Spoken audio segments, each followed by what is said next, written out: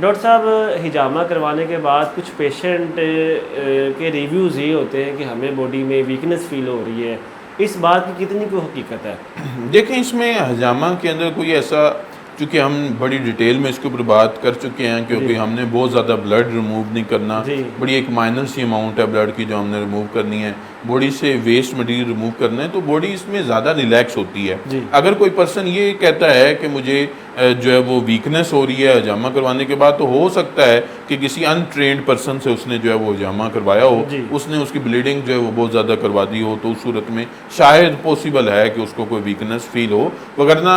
आम तौर पर जो है वो मेंटली भी बंदे के अगर जहन में एक बात हो जी तो उसका इफ़ेक्ट भी आ जाता है। ठीक है, तो वो अगर इंसान के जहन में ये बात है कि हजामा से खून निकलेगा और मुझे वीकनेस हो जाएगी, तो वो ऑलरेडी अगर ये डिसाइड कर चुका है, तो एक जो